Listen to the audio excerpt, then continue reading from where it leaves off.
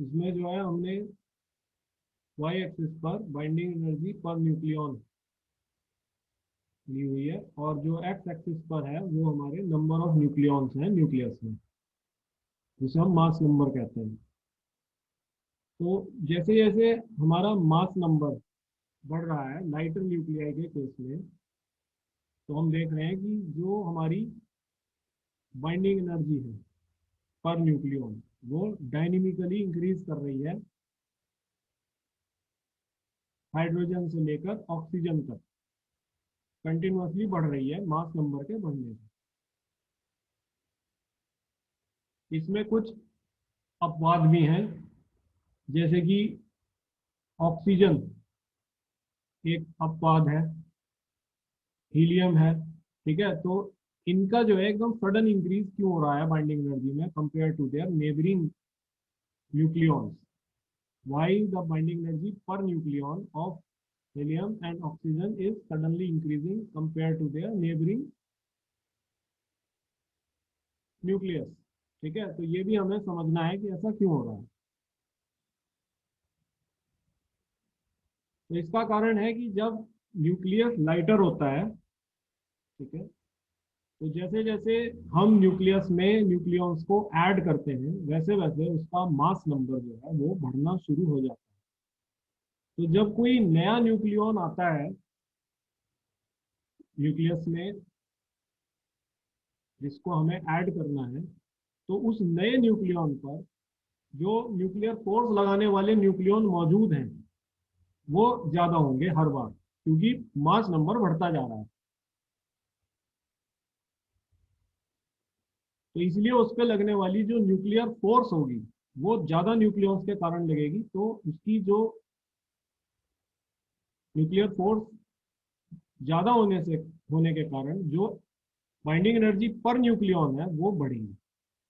तो ये जो ट्रेंड है ये हमारा सभी ऐसे न्यूक्लियस में पाया जा रहा है जो जिनके मास नंबर जो है वो कम है। This trend is followed by all of them, right. तो ऐसे लाइटर न्यूक्लियाई में जब भी हमारा कोई न्यूक्लियॉन ऐड होता है तो मास नंबर के बढ़ने से जो न्यूक्लियॉन्स हैं वो ज़्यादा ज़्यादा होते जा रहे हैं। तो जो नया न्यूक्लियॉन आ रहा है उस पर उन लार्जर नंबर ऑफ न्यूक्लियॉन्स की वजह से हर बार जो फोर्स लग रही है वो हायर है। हायर फोर्स के कारण जो बाइंडिंग एनर्जी पर न्यूक्लियॉन है वो बढ़ेगी। तो ये है कि why the lighter nuclei binding energy increases with the increase in mass number. जो इसमें एक्सेप्शन है जैसे कि ऑक्सीजन और हीलियम न्यूक्लियस में एक्सेप्शन है कि इनकी जो बाइंडिंग एनर्जी पर न्यूक्लियॉन है वो इनके नेबर्स के कंपैरिजन में हाई है। तो एकदम से क्यों हाई हो रही है? उसका कारण ये है कि ये इन दोनों न्यूक्लियस में जो शेल है हमारी वो न्यूट्रॉन के फिल होने से भी है, कंप्लीटली फिल्ड होने से है, और प्रोटॉन के भी कंप्लीटली फिल्ड होने की वजह से है। जैसा कि मैंने आपको बताया था मैजिक नंबर्स की हमने बात की थी पिछले टॉपिक्स में, तो मैजिक नंबर्स ये कहते हैं कि कोई भी शेल को हम तब भरते हैं जब न्यूट्रॉन या प्रोटॉन, ठीक है, 2, 8, 20, 26, 50, 82 और 126 हो, उस समय हम जो है शेल को भरते हैं। तो अगर यहाँ पर इन दोनों के केस में न्यूट्रॉन एंड प्रोटॉन दोनों की बात आ रही है, ये नहीं कि वो मिक्स हो रहे हैं, क्योंकि एक शेल में या तो न्यूट्रॉन ही भरे जाएंगे, क्योंकि मैंने आपको कहा था न्यूट्रॉन की पेयरिंग सिर्फ न्यूट्रॉन से होगी और प्रोटॉन की पेयरिंग सिर्फ प्रोटॉन से होगी। तो अगर जो है न्यूट्रॉन का नंबर मैजिक नंबर हो रहा है तो शेल भरी जा रही है, और अगर प्रोटॉन का नंबर भी मैजिक नंबर हो रहा है तो शेल भरी जा रही है। तो इसलिए जो है ये डबली मैजिक होते हैं ये हमारे ऑक्सीजन और हीलियम का न्यूक्लियस। तो यही रीजन है कि ऑक्सीजन और हीलियम का न्यूक्लियस डबली मैजिक होने से यहाँ पे न्यूट्रॉन एंड प्रोटॉन दोनों के कारण शेल भरी जा रही है। इनकी जो बाइंडिंग एनर्जी है एवरेज बाइंडिंग एनर्जी है वो हाई है compare to their neighbouring nucleus in the case of lighter nucleus, right. Now medium nuclei की जब हम बात करते हैं तो मीडियम न्यूक्लियाई के केस में हम ये देख रहे हैं कि बाइंडिंग एनर्जी जो है ऑलमोस्ट ऑलमोस्ट कॉन्स्टेंट सी सेचुरेशन जैसी होती चली जा रही है। पहले थोड़ा सा बढ़ रही है और उसके बाद कॉन्स्टेंट सी होती चली जा रही है। केवल इसमें एक अपवाद है, ये Fe56 या निकल 62 भी है आगे। इनमें ये दो अपवाद हैं, ठीक है, मीडियम न्यूक्लियस में। तो ये ऐसा क्यों हो रहा है कि ये कांस्टेंट सी होती चली जा रही है? तो अगेन मास, जब मीडियम न्यूक्लियाई की हम बात कर रहे हैं तो मीडियम न्यूक्लियाई के केस में जब हमारे न्यूक्लियॉन्स में प्रोटॉन्स की पॉपुलेशन, प्रोटॉन्स का नंबर बढ़ने लग जाएगा, जो मीडियम न्यूक्लियाई में होगा, तो इलेक्ट्रोस्टैटिक फोर्स ऑफ रिपल्शन जो है वो धीरे धीरे जो है वो हमारा डोमिनेट करती है। तो इस केस में क्या है कि जो हमारा न्यूक्लियस है, ठीक है, जब न्यूक्लियॉन्स का नंबर बढ़ रहा है तो न्यूक्लियस का जो साइज है वो बढ़ रहा है। तो न्यूक्लियस के साइज के बढ़ने के कारण जो न्यूक्लियर फोर्स है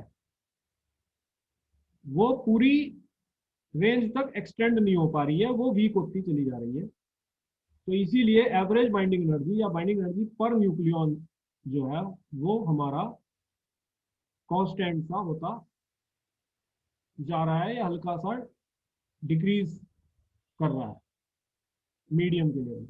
बहुत डायनेमिकली नहीं कर रहा, बट डिक्रीज कर रहा है। ठीक है, वो बात समझ में आ रही है? कारण क्या है, जब हम मीडियम न्यूक्लियाई की बात कर रहे हैं तो मीडियम न्यूक्लियाई के केस में जो नंबर ऑफ न्यूक्लियॉन्स हैं वो बढ़ेंगे, तो नंबर ऑफ न्यूक्लियॉन्स के बढ़ने से जो न्यूक्लियस का साइज होगा वो बढ़ जाएगा। तो न्यूक्लियस के साइज के बढ़ने से जो न्यूक्लियर फोर्स है वो पूरी विड्थ के अक्रॉस एक्सटेंड नहीं हो पा रही है।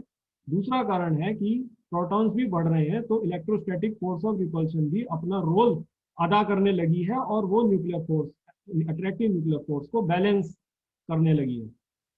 तो ये दोनों कारणों से, न्यूक्लियस का साइज बढ़ने से और अट्रैक्टिव न्यूक्लियर फोर्स का इलेक्ट्रोस्टैटिक रिपल्सिव फोर्स से बैलेंस होने के कारण ही हमारा जो बाइंडिंग एनर्जी पर न्यूक्लियॉन है वो सैचुरेशन जैसी है, यानी कि ऑलमोस्ट कांस्टेंट है, या बढ़ने से, मास नंबर बढ़ने से वो घट रही है, बढ़ नहीं रही है, घट रही है। इसका कारण ये है। जब हम हैवी न्यूक्लियस की बात कर रहे हैं तो हैवी न्यूक्लियस के केस में बाइंडिंग एनर्जी पर न्यूक्लियॉन घटती चली जा रही है, जो ये इंडिकेट कर रहा है कि हैवी न्यूक्लियस जो है हमारे अनस्टेबल होते हैं। वो हैवी, क्योंकि रेडियो एक्टिविटी जो हमारे दिखाते हैं वो सारे हैवी न्यूक्लियाई ही दिखाते हैं। ठीक है, अगेन उसका कारण भी ये है कि जब हम हैवी न्यूक्लियस में जा रहे हैं तो अब हमारी इलेक्ट्रोस्टैटिक फोर्स ऑफ रिपल्शन जो है वो न्यूक्लियर अट्रैक्टिव फोर्स पर डोमिनेट करना शुरू कर रही है। तो उसके कारण से जो हमारी बाइंडिंग एनर्जी पर न्यूक्लियॉन या एवरेज बाइंडिंग एनर्जी है वो डिक्रीज हो रही है मास नंबर के बढ़ने, क्योंकि अब केसेस में प्रोटॉन्स बहुत ज़्यादा बढ़ गए हैं, और ऐसी स्थिति में electrostatic force of repulsion is starting to dominate the attractive nuclear force between the nucleus. तो इस तरीके से ये हमारी